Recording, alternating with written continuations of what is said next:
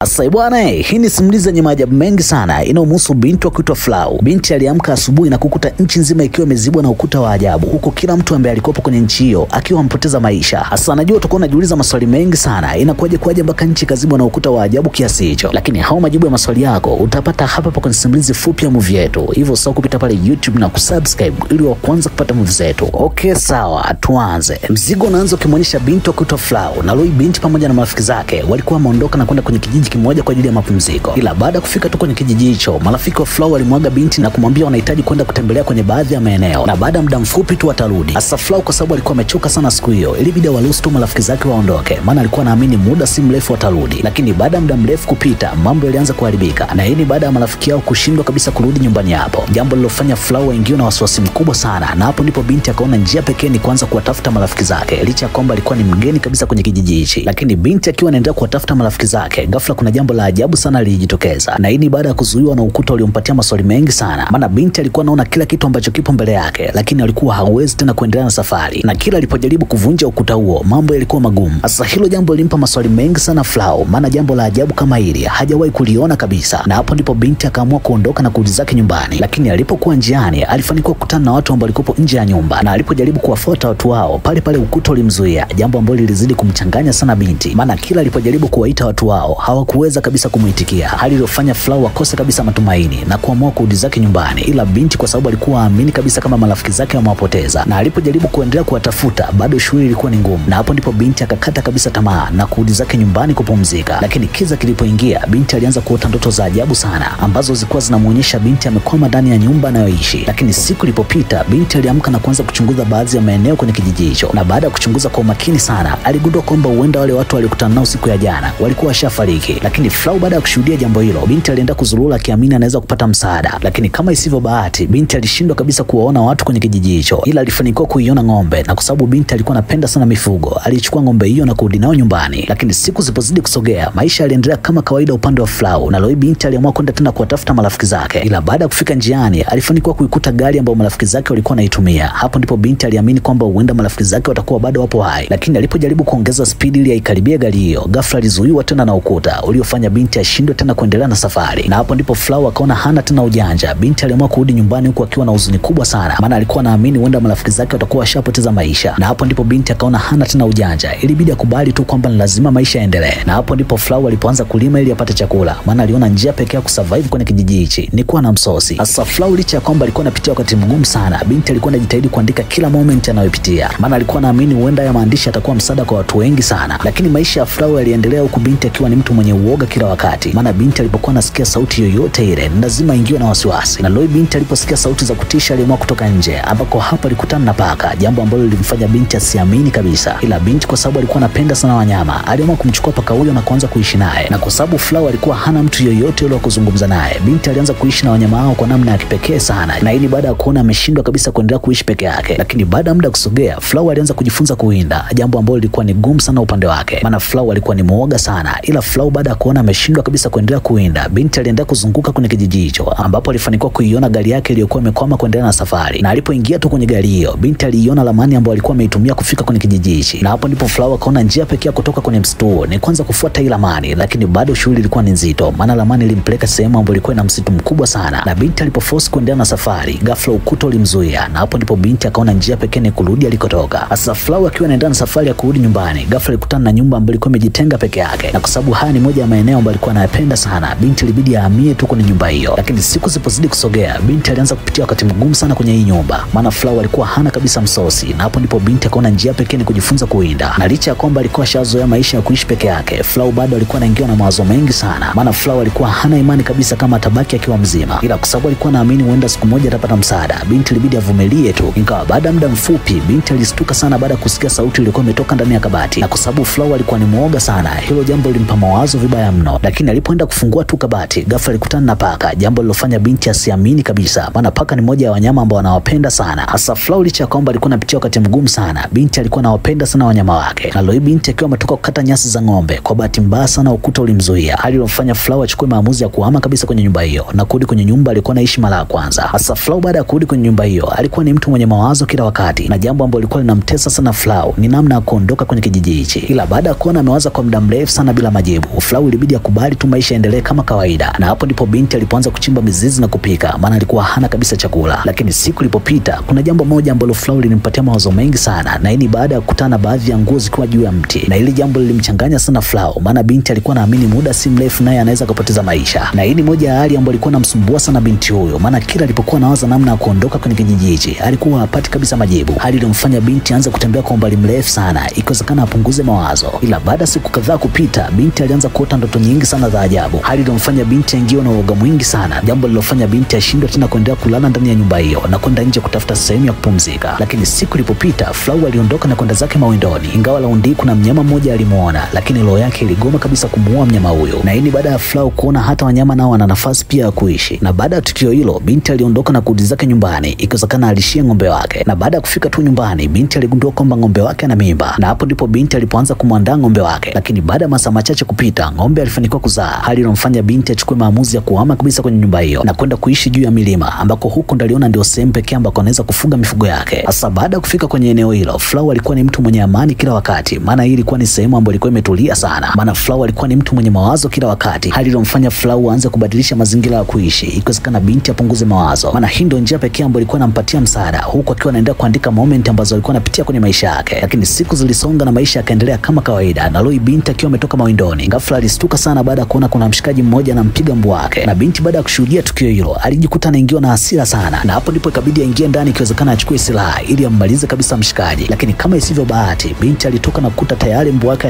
ashauawa, na Flau alishindwa kabisa kuvumilia jambo hilo, maana binti pale pale akaamua kummaliza kabisa mshikaji huyo. Hasa baada ya tukio hilo, binti ilibidi amchukue mnyama wake na kwenda kumzika, huku akiwa na hasira nyingi sana, maana huyu ni mnyama ambaye alikuwa anampenda kuliko kitu chochote kile. Na Flau baada ya kufanikiwa kumzika ng'ombe wake, binti aliamua kuhama kabisa kwenye nyumba hiyo na kwenda kutafuta sehemu nyingine ya kuishi, ambako huko alifanikiwa kuendeleza maisha, huku akiwa anaendelea kumhudumia ng'ombe wake, huku akiwa anaendelea kuandika kumbukumbu za moment na changamoto zote alizokuwa anazipitia. Ingawa licha ya kwamba kwenye kijiji hicho kulikuwa hakuna mtu yoyote yule zaidi yake, Flau hakukata tamaa, aliendelea kuonyesha ulimwengu kwamba anaweza kuishi peke yake. Hasa binti baada ya kukubali kwamba liwalo na liwe, aliendelea kuendesha maisha bila kuwa na imani yoyote ile kwamba kuna siku moja atakuja kurudi nyumbani, maana alijitahidi kutumia kila njia ikiwezekana arudi alikotoka, ila bado shughuli ilikuwa ni nzito. Na hapo ndipo binti akaona njia pekee ni kukubali tu kuendelea kuishi kwenye kijiji hichi, licha ya kwamba watu wote ambao walikuwa wamekuja kijijini hapa walikuwa washapoteza maisha. Hasa kabla sijamaliza, mimi nataka nikuachie swali moja tu. Je, utafanyaje siku ambayo unaamka na kukuta nje ya kupo? Hasa hao majibu ya maswali yako bwana, mimi naomba niachie hapo chini kwenye comment. Na ulikuwa na mimi Vasco Rhymes, nilikuletea simulizi hizi kuanzia mwanzo mpaka mwisho, ila mimi bado naendelea kukukumbusha tu usahau kupita pale YouTube na kusubscribe ili wa kwanza kupata movie zetu.